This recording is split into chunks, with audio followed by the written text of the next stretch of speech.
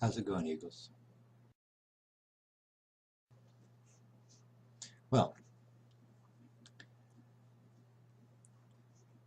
I want to cover three little things tonight. Just three, briefly. Uh, First thing talk about is on our advanced mouse settings. For those who use mouse and keyboard, a lot of people ask, how do I get my targeting to move around so much when they've seen videos of me playing? It's because of the way I have my camera set up. I lock my camera on my horizon. I do so because it lets me move around, more or less look at the screen before my plane turns into it. On this little mini map, you can see that I'm looking off the side of my plane. That's in free camera mode. Now, because my camera is locked on the horizon, when I move my mouse over before I start my turn, I could actually get about that much scene on the side of me. Not quite 90 degrees, but you see my point. When you have the camera locked on aircraft, it's not going to move as fast. It basically is whatever's in front of you. You can't turn and pivot without using your free camera. I don't like that, so I keep it locked on my horizon. The free setting, not quite sure about that. I've actually had it lag on me, and I've crashed a couple of times, so I've kept it on the horizon. Keep your camera inertia at 0. The reason is it doesn't lag out. Okay, camera alignment zone at 100%, roll rate at 100%. This basically keeps your camera turning like your head would turn while you're in a cockpit. My camera alignment time is at 7%. I've got that at a slight little bit of a lag, and I do that mainly because I turn and burn a lot. So having that little bit of a lag, sometimes I see stuff out of the corner of my eye as I'm starting to roll out and go a different direction. That little bit of lag lets me see something sometimes, and it's usually somebody shooting at me or about to get into position to shoot at me. On the keyboard command priority, mouse and keyboard. When you click on that bar, it's going to show mouse, keyboard, or mouse and keyboard. If you use mouse, that means the movement of your mouse will override a roll or a pitch or your flaps that you're doing on the keyboard. If you do it by keyboard, your keyboard roll, pitch, flap will override the maneuvers you're doing with your mouse. If you keep it mouse and keyboard, that keeps those commands in sync. And for me, that's really important because I use a programmable keyboard and mouse. I run the SteelSeries gamer PC keyboard with 12 or 14 or 20, a total of 20 programmable keys, which I have series stunts and events, flap and roll combinations, pitch and roll combinations, to help me turn and burn much more effective by just pushing one button, knowing that it's doing actually 3 different things. When I roll, I keep my level rate pretty low, and that's because when you're changing directions a lot, your plane's going to roll pretty quick, hence the roll acceleration at 100%, but you want it to level off kind of slacky. This setting here is the main reason I can get in a P51 and stay on a 109, or when I'm in my Yak 3, I can take on an A6M0 and stay on them. I can't outturn them, but I can stay with them. It's hard for them to turn the tables on me. The trick is I got to get behind them first. I don't recommend using automatic flaps because most people don't know how or when to use them properly. Vertical inversion, no point to it. And the limit bank angles at low altitude. When you fly GA, this is a good idea. When you fly turn and burn planes, this is a good idea. When you're flying zoom and boom, this really doesn't matter. So it's very, very plane specific. Now, more about the flap thing.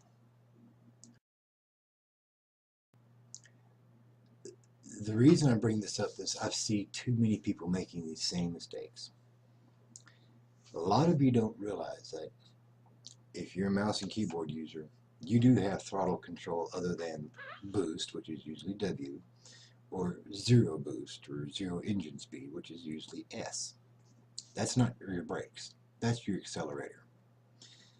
Over beside your uh, number pad, at least right beside my number pad. Oops, here we go. See those arrows? Those arrows are very important. That up arrow is the same thing as that W key, except for it's not always just boost. The down arrow is your speed reduction, or engine speed reduction. It reduces by 80% every time you push it. You can go from 100%, because that's what you always start out at in the game, it's 100%. Back off one time. Click that down arrow key one time, you'll be at 80% engine. One more, 60. One more, 40. You don't want to go any lower than 40. It's never a good idea. At 60% engine speed, your level flight speed is about half of what your rated flight speed is according to the World of Wargaming chart on your plane. Now, because of the advent of bots, and they calculated bots using engine speed and boost without overusing them, which a lot of us do, bots will actually, after their initial climb, which is usually no more than a 30 to 45 degree pitch up climb, they reduce their engine speed to 80%.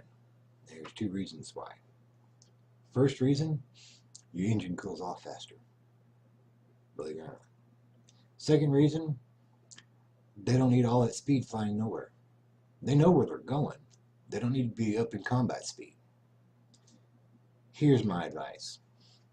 Make your initial climb to whatever you're comfortable, however you prefer to do it. Once you get up to that altitude that you want to be at, look over at your speed. If you're just outside of the green, go ahead, roll over inverted, keep a 10% degree nose up, roll over inverted so that you'll see yourself gaining speed. Back off on your speed. Go to 80% engine speed. You're going to maintain that speed and slow down just to maybe 12 to 20 miles per hour, which is not a great big deal. Because you want to be in a position where you're diving down on your opponent, right? Well, if you got the altitude, great. If not, you're going to be nose to nose. They're going to be above you, so you're not going to be in the best position. However, you're already in the best position for braking speed and maneuvering, even if you're not a turn and burn plane. Because those planes coming down on you are building a lot of speed, and they're going to pass you. They're not going to have the ability to turn into a return pass. You're going to have the speed pretty much perfect to roll over, turn into them, and catch them. Because you've got all your boost, or most of your boost back, because your engine's been cooling a lot faster than theirs, and they're going to run out of boost, even though they're going faster than you. You can stay on them long enough to give them a little bit of your mind. When you're coming in on planes, I've seen a lot of guys dive in as fast as they can, fire 3 rounds and gone. Well, what if you missed all 3 rounds? That was a complete waste. Reduce your speed. Zero engine throttle on a high speed, high angle dive. You're picking up speed regardless what your engine is doing. When you're coming in at a low dive, coming in behind an opponent, especially if you're clearing tails, reduce your engine speed so you don't overrun. Because now, if you overrun, now you're the target. Always reduce your engine speed as you're coming in on an opponent. It allows you more time to stay on the target. It allows you better positioning. I've had a lot of people ask me, how do you stay on my tail like that? Well, I watch what your flaps are doing in front of me. I'm doing the same thing. This is where flaps come in use. Flaps do two jobs. First job, they stabilize your plane. When you're in a tight turn and you hit flaps, it'll actually widen your turn a little bit, unless you're already losing speed. Then it'll tighten it up. If you're on a downward angle and into a turn, all right, you go into a turn and you're heading down, you want to open your flaps then. Hit full flaps. By God, you need the braking speed. Braking speed gives you a tighter turn. If you're going up and into a turn, the exact opposite is going to happen because gravity works. You're already slowing down. Your flaps aren't going to help you turn any tighter if your nose is facing up. The second job, which is the main job with flaps, is to brake your speed. Those are your true brakes. Engine throttle has very little to do with braking. A lot of guys go into a dive and they hit their flaps. Well, if you didn't reduce your engine speed and you're still at 100%, you're not really slowing down that well.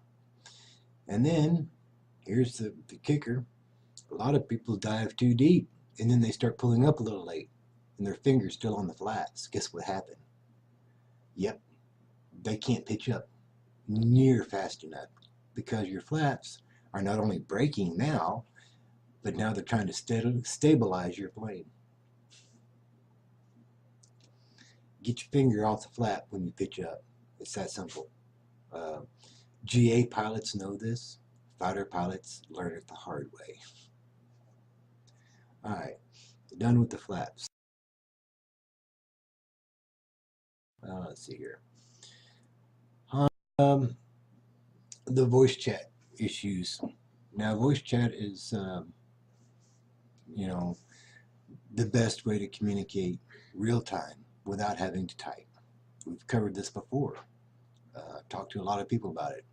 Here's my settings in game. Now, this is just for the in-game voice chat. I always keep it enabled. You have two push to talk buttons here, and here's what the difference is. A lot of people don't know this. The first one, push to talk, that's between you and everybody on your team. Be it 4 people plus your flight mate, or be 15 people. All right, that's everybody. If they've got their voice chat on, you're talking to everybody. The second one, the push to talk in-flight battle, that's between you and your flight mate. Nobody else can hear when you're talking on that button. Now, the reason I have mine on Z for my flight chat, for my wingman or flight leader, whichever the case may be, is it's right beside the X button. And my X button, well, that's to select the next target. The reason I have my team talk button on 4 is, well, you got 3 consumables, 1, 2, and 3. And 4 is right above E, which I use for flaps, and R, which I use for rockets. Therefore, my fingers are already there. I'm not having to reach over and hit a different button somewhere away from where my left hand is already sitting. Now, you can put that on a joystick, button. This is true if you're a joystick flyer and you'd rather have it on your right hand rather than left hand. Now, when I use our TeamSpeak channel, I have a programmable button just off of the tab button, and that's what I use to talk on TeamSpeak. So basically, I can talk to whoever's in the TeamSpeak channel, everybody on my team, and who I'm flying with separately. And sometimes I have to do that because I'm listening to people in TeamSpeak, and I'm listening to chat and whatnot in the channel. So You know, these are good things to remember. You know, if we don't utilize communication in flight, then there's no point in having a flight, in my opinion. You can click on your map, you know, and ding it and say, I'm going here, you know. You've got the engaging button, you know, you've got the call for everybody to engage on a certain target. This is true. These are simple, basic commands. Everybody can do it. But for me, it's a lot more fun to talk smack about the guy I'm about to zone in on and to congratulate my wingman for clearing tails. You know, this is for me better. You know, now uh, one of the things I was talking about doing was whiteboard. Now I've got a whiteboard uh, program. This is a whiteboard. Um, wow. Let me try to drop this a little bit. All right. Now, I did live classes with two of the different clans that I worked with in um, World of Warplanes. Uh, Mainly because we were on TeamSpeak all the time. Pretty much knew everybody's schedule. We've been flying together for a long time. But um, we use the whiteboard a lot. And I like this when it's really simple. It doesn't always work, by the way. But we're just going to cover something really basic, really simple. Just to give you an idea of what you can do. Well, if you can draw. With big crayons here. Elementary stuff going on here. Okay, there's you. There's your wingman. Alright. The battle just begun, and y'all have been, doing your climbs up, right? Now, everybody has their preferred altitude to be at based on their plane. And that's the way it should be. Your lead man, he's got two main jobs. One, he's got to identify potential targets and prioritize them. Two, he's got to effectively make those targets disappear. All right, it's that simple. All right, initial engagement. Y'all have been flying along, and all of a sudden, here you go. We've got 3 targets. All right. We all know that a heavy and anything higher than you is priority 1, especially if you're in light fighters. All right.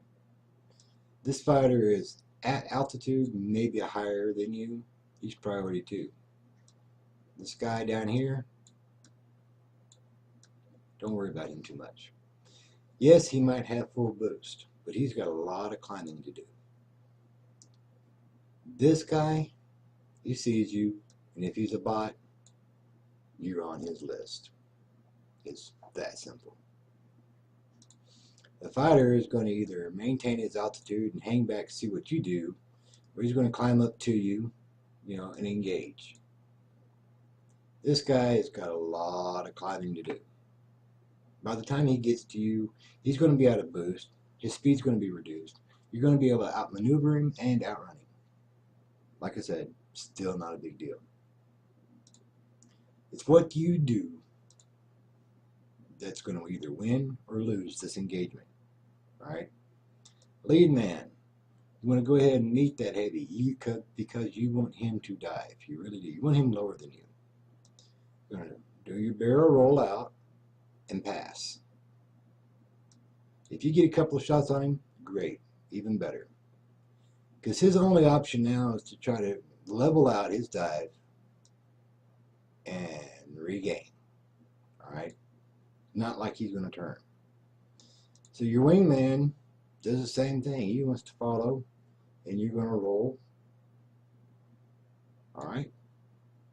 Looks simple, right? Now, if that's all you did, one of you just died. Because this guy here, he is still on you. And he's going to follow you. He's going to whip in. He's going to fire about the same time you're engaging that heavy. So, how do you keep track of him? It's real simple. The lead man has two options. This is called rolling cover. Once the lead man makes his roll out, he pitches high, does a high wing over. He rolls again to re-engage behind. Now this guy here, he's already way over here somewhere. He's probably already on your wingman. And since the wingman knows this is what's going to happen, he knows that the lead man is going to do a high wing over, which turns into an Immelman, but it's a really wide one because you're basically trying to get altitude and distance. This puts you in a better position to re-engage this light fighter. Your tailman, or your wingman, instead of following you in that high wing over, inverts his roll. Basically, you're facing the same direction. And this light fighter here, who is either turned on you, lead man, or turned on your wingman, it doesn't matter. You've bracketed him. He is in this zone right here. So if your wingman, who is reversed over so he can watch that heavy, makes you the wing to clear his tail. This guy here, he's in this bracket zone too. So you want to continue this loop around. Now you've lost your vision on here and you're focusing on these two guys here. If you look at the simplistic of it, it's lead man flies up, high wing over, Immelman comes around, and you're back. Alright, wingman comes up, high wing over, drops down, comes back up, wing over. It allows him to go high and cover and catches lead. That's the simplicity of it. When that works, it works well, and you can take out multiple targets. Now, here's the kicker, guys. When you're doing this bracketing work and you're keeping your speed up, shallow dives, shallow climbs, trying to conserve as much boost as possible, this heavy has now come back. Some numbers you want to keep intact, always in your mind, and it's hard to do this, I know. You've got 7 to 9 seconds to clear that bracket. If you've got the right fighters, you've got the right cannons, firepower, you got the right pilots, you can do that easily in 3 to 7 seconds, depending on what you're shooting at. But you have 7 to 9 seconds to work that bracket. Do a high roll, do a high wing over, and come back in. Because instead of following the simple pattern that you're exiting out the same direction you came in, you're actually going to be coming back up here to face that heavy, both of you. But you have 7 to 9 seconds to do it. It's not hard to do. The hard part is making sure this guy isn't still on your tail. Because as you come up to meet that heavy for the second, roll out and high wing over, he is going to be all about your tail end. Again, that's why we have a wingman. You know, that wing has got to keep his proverbial crap together and clear your tail. The rolling cover allows for the wingman and the lead to constantly clear each other's tail. The difference between covering a rolling cover, and a rotary. Anybody who's flown in the last 2 years has seen this maneuver. High, level at high, enemy, dive, climb. Right? And if there's two of you, same thing. Seen it before, right? Let me finish drawing the picture for you. Roll, roll, roll, roll. Does it look really familiar now? I'll give you a hint.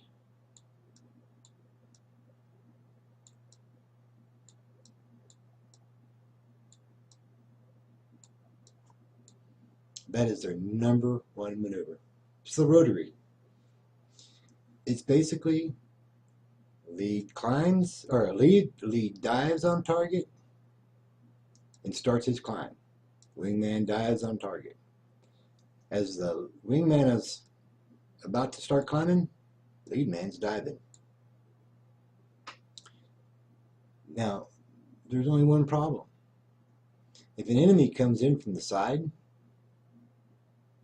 he's got about 2 seconds to hit lead man and another 2 seconds to hit wingman. In rolling cover, you've got one coming up this way and then coming out this way. You got one coming up this way, high, and coming out this way. At any given time, with the exception of this peak and this peak, they see each other's tail. It doesn't matter if you're the lead man or the wing man. You have your partner's tail. If you both go up and circle low and come back in because you're on the chase, you don't have anybody's tail. So anytime the lead goes into a high wing over to Immelman, the wingman needs to go. He can follow this pattern, but instead of doing an Immelman, he needs to do a wide rolling turn. And when I say rolling turn, it's not just turning this way. I'm saying he is turning and rolling his plane inverted several times. It's basically giving him a barrel roll.